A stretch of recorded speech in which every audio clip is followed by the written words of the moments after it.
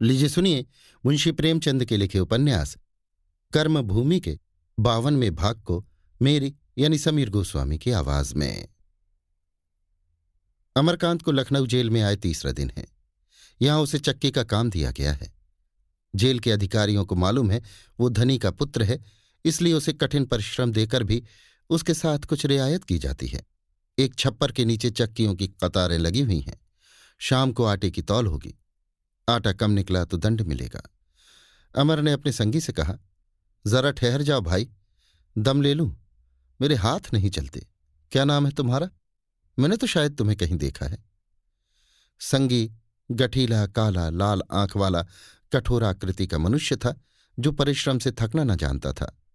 मुस्कुराकर बोला, मैं वही काले खां हूं जो एक बार तुम्हारे पास सोने के कड़े बेचने गया था, याद करो। लेकिन तुम यहां कैसे आ फंसे? मुझे ये ताज्जुब हो रहा है। परसों से ही पूछना चाहता था, पर सोचता था कहीं धोखा न हो रहा हो। अमर ने अपनी कथा संक्षेप में कह सुनाई और पूछा, तुम कैसे आए? काले खां हंसकर बोला, मेरी क्या पूछते हो लाला, यहां तो 6 महीने बाहर रहते हैं तो 6 साल भीतर। अब तो यही आरजू है कि अल्लाह यहीं से बुला लें। मेरे लिए बाहर रहना मुसीबत है। सबको अच्छा अच्छा पहनते, अच्छा अच्छा खाते देखता हूं तो हसद होती है, पर मिले कहाँ से? कोई हुनर आता नहीं, इल्म है नहीं। चोरी ना करूं, डाका ना मारूं तो खाऊं क्या? यहां किसी से हसद नहीं होती, ना किसी को अच्छा पहनते देखता हूं, ना अच्छा खाते। सब अपने जैसे हैं, फिर डाह और जलन क्यों हो? इसलिए अल्लाह ताला से दुआ करता हूं कि यहीं से बुला लें। छूटने की आरजू नहीं है। तुम्हारे हाथ दुख गए हों तो रहने दो, मैं अकेला ही पीस डालूंगा। तुम्हें इन लोगों ने ये काम दिया ही क्यों? तुम्हारे भाई बंद तो हम लोगों से अलग आराम से रखे जाते हैं, तुम्हें यहां क्यों डाल दिया? हट जाओ। अमर ने चक्की की मुठिया जोर से पकड़कर कहा, नहीं नहीं, मैं थका नहीं हूं। 2-4 दिन में आदत पड़ जाएगी तो तुम्हारे बराबर काम करूंगा। काले खां ने उसे पीछे हटाते हुए कहा, मगर ये तो अच्छा नहीं लगता कि तुम मेरे साथ चक्की पीसो। तुमने कोई जुर्म नहीं किया है। रियाया के पीछे सरकार से लड़े हो। तुम्हें मैं न पीसने दूंगा। मालूम होता है कि तुम्हारे लिए ही अल्लाह ने मुझे यहां भेजा है। वो तो बड़ा कारसाज है, उसकी कुदरत कुछ समझ में नहीं आती। आप ही आदमी से बुराई करवाता है, आप ही उसे सजा देता है और आप ही उसे मुआफ कर देता है। अमर ने आपत्ति की, बुराई खुदा नहीं कराता, हम खुद करते हैं। काले खां ने ऐसी निगाहों से उसकी ओर देखा जो कह रही थी, तुम इस रहस्य को अभी नहीं समझ सकते। ना ना, मैं ये ना मानूंगा। तुमने तो पढ़ा होगा, उसके हुक्म के बगैर एक पत्ता भी नहीं हिल सकता। बुराई कौन करेगा? सब कुछ वही करवाता है और फिर माफ भी कर देता है। ये मैं मुंह से कह रहा हूं। जिस दिन मेरे ईमान में ये बात जम जाएगी, उसी दिन बुराई बंद हो जाएगी। तुम्ही ने उस दिन मुझे ये नसीहत सिखाई थी। मैं तुम्हें अपना पीर समझता हूं। 200 की चीज तुमने 30 रुपए में न ली। उसी दिन मुझे मालूम हुआ कि बदी क्या चीज है। अब सोचता हूं अल्लाह को कौन मुंह दिखलाऊंगा। जिंदगी में इतने गुनाह किए हैं कि जब उनकी याद आती है तो रोए खड़े हो जाते हैं। अब तो उसी की रहीमी का भरोसा है। क्यों भैया, तुम्हारे मजहब में क्या लिखा है? अल्लाह गुनाहगारों को मुआफ कर देता है? काले खां की कठोर मुद्रा इस गहरी, सजीव, सरल भक्ति से प्रदीप्त हो उठी। आंखों में कोमल छटा उदय हो गई और वाणी इतनी मर्म स्पर्शी, इतनी आर्द्र थी कि अमर का हृदय पुलकित हो उठा। सुनता तो हूं खां साहब कि वो बड़ा दयालु है। काले खां दूने वेग से चक्की घुमाता हुआ बोला, बड़ा दयालु है भैया। मां के पेट में बच्चे को भोजन पहुंचाता है। ये दुनिया ही उसकी रहीमी का आईना है। जिधर आंखें उठाओ उसकी रहीमी के जलवे। इतने खूनी डाकू यहां पड़े हुए हैं, उनके लिए भी आराम का सामान कर दिया। मौका देता है, बार बार मौका देता है कि अब भी संभल जाएं। उसका कौन गुस्सा सहेगा भैया? जिस दिन उसे गुस्सा आवेगा, ये दुनिया जहन्नुम को चली जाएगी। हमारे तुम्हारे ऊपर वो क्या गुस्सा करेगा? हम चींटी को पैरों तले पड़ते देखकर किनारे से निकल जाते हैं। उसे कुचलते रहम आता है। जिस अल्लाह ने हमको बनाया, जो हमको पालता है, वो हमारे ऊपर कभी गुस्सा कर सकता है? कभी नहीं। अमर को अपने अंदर आस्था की एक लहर सी उठती हुई जान पड़ी। इतने अटल विश्वास और सरल श्रद्धा के साथ इस विषय पर उसने किसी को बातें करते न सुना था। बात वही थी जो वो नित्य छोटे बड़े के मुंह से सुना करता, पर निष्ठा ने उन शब्दों में जान सी डाल दी थी। जरा देर के बाद वो बोला, भैया, तुमसे चक्की चलवाना तो ऐसा ही है जैसे कोई तलवार से चिड़िए को हलाल करे। तुम्हें अस्पताल में रखना चाहिए था। बीमारी में दवा से उतना फायदा नहीं होता जितना एक मीठी बात से हो जाता है। मेरे सामने वहां कई कैदी बीमार हुए, पर एक भी अच्छा न हुआ। बात क्या है? दवा कैदी के सिर पर पटक दी जाती है, वो चाहे पिए चाहे फेंक दे।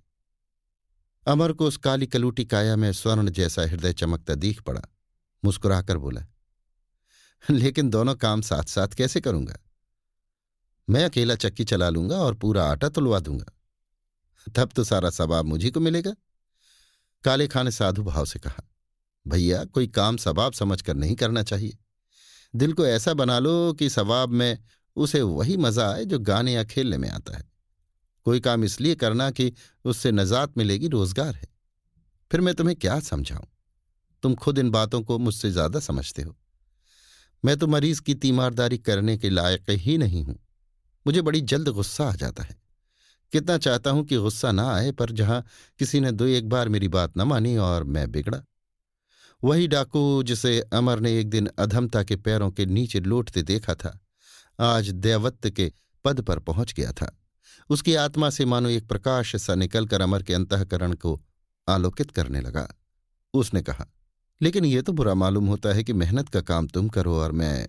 काले खां ने बात काटी, भैया, इन बातों में क्या रखा है? तुम्हारा काम इस चक्की से कहीं कठिन होगा। तुम्हें किसी से बात करने तक की मोहलत न मिलेगी।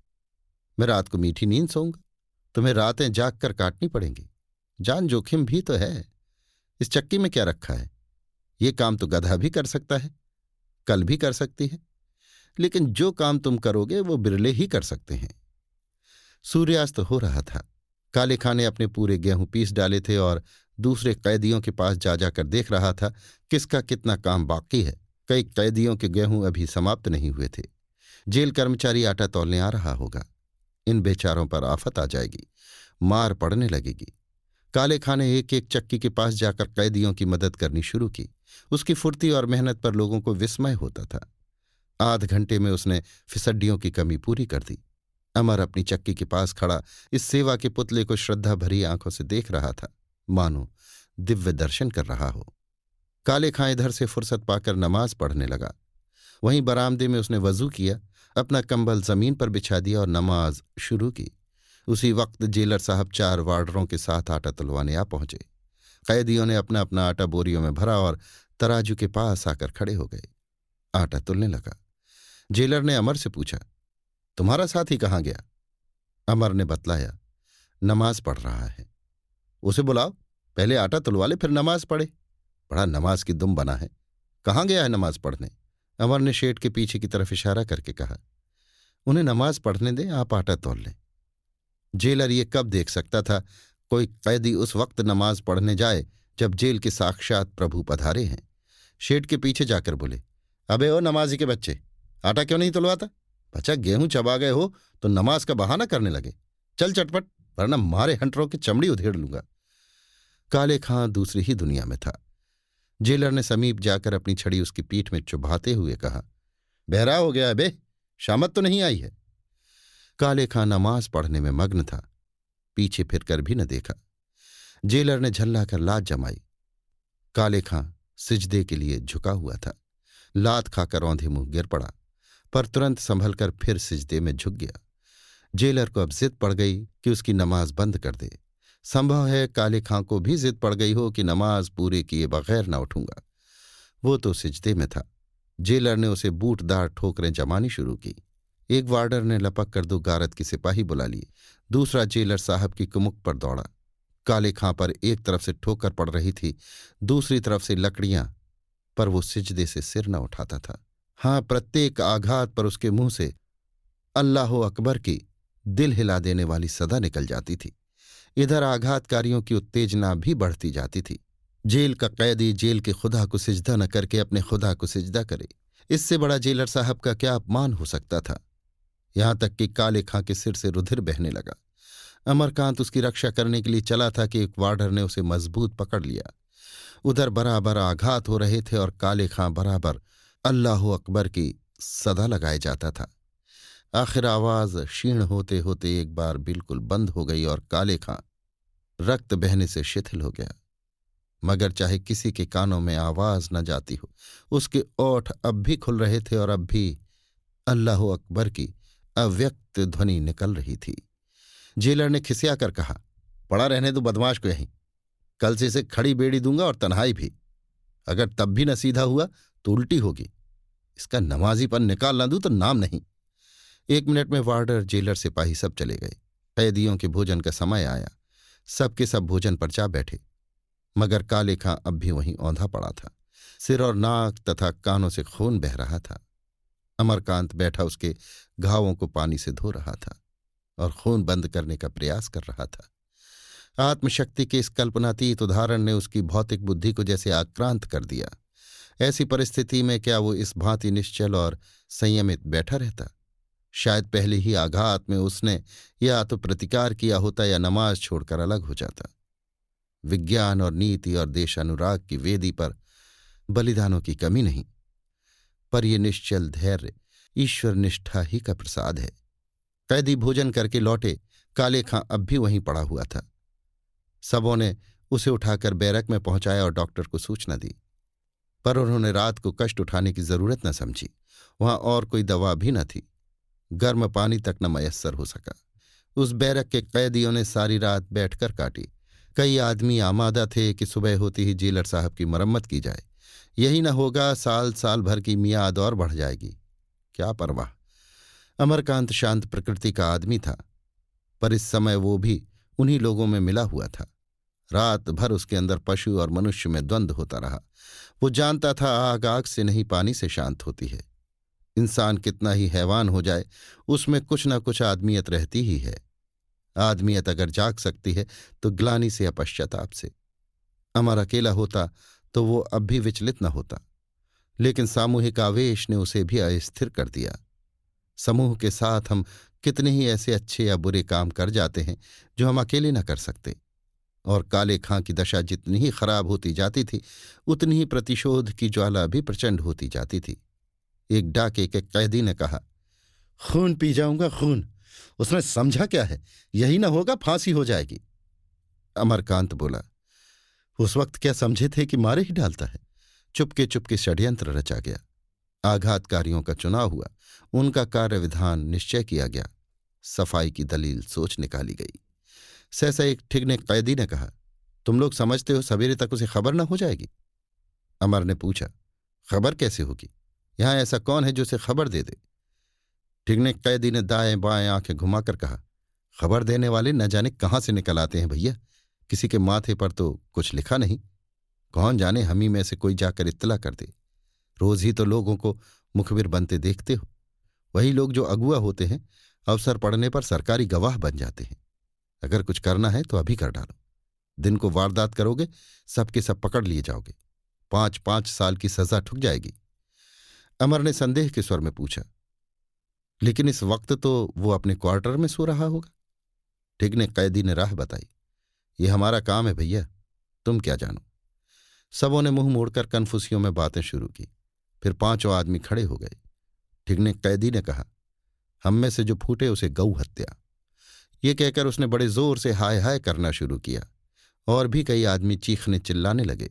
एक क्षण में वार्डर ने द्वार पर आकर पूछा, तुम लोग शोर क्यों कर रहे हो? क्या बात है? ठिगने कैदी ने कहा, बात क्या है? काले खां की हालत खराब है, जाकर जेलर साहब को बुला लाओ चटपट। वार्डर बोला, वाह बे, चुपचाप पड़ा रहे, बड़ा नवाब का बेटा बना है। हम कहते हैं जाकर उन्हें भेज दो, नहीं ठीक ना होगा। काले खां ने आंखें खोली और क्षीण स्वर में बोला, क्यों चिल्लाते हो यार? मैं अभी मरा नहीं हूं। जान पड़ता है पीठ की हड्डी में चोट है। ठिगने कैदी ने कहा, उसी का बदला चुकाने की तैयारी है पठान। काले खां तिरस्कार के स्वर में बोला, किससे बदला चुकाओगे भाई? अल्लाह से। अल्लाह की यही मर्जी है तो उसमें दूसरा कौन दखल दे सकता है? अल्लाह की मर्जी के बिना कहीं एक पत्ती भी हिल सकती है? जरा मुझे पानी पिला दो, और देखो जब मैं मर जाऊं तो यहां जितने भाई हैं सब मेरे लिए खुदा से दुआ करना। और दुनिया में मेरा कौन है? शायद तुम लोगों की दुआ से मेरी नजात हो जाए। अमर ने उसे गोद में संभाल कर पानी पिलाना चाहा। घूंट कंठ के नीचे न उतरा। वो जोर से कराह कर फिर लेट गया। ठीक ने कैदी ने दांत पीस कर कहा, ऐसे बदमाश की गर्दन तो उल्टी छुरी से काटनी चाहिए। काले खां दीन भाव से रुक रुक कर बोला, क्यों मेरी नजात का द्वार बंद करते हो भाई? दुनिया तो बिगड़ गई, क्या आकबत भी बिगाड़ना चाहते हो?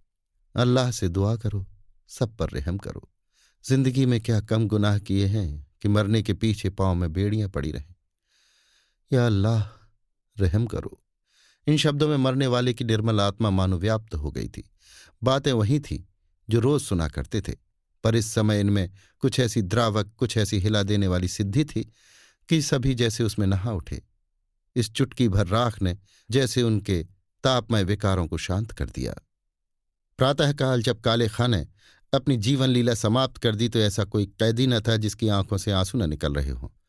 पर औरों का रोना दुख की बात थी, अमर का रोना सुख का था।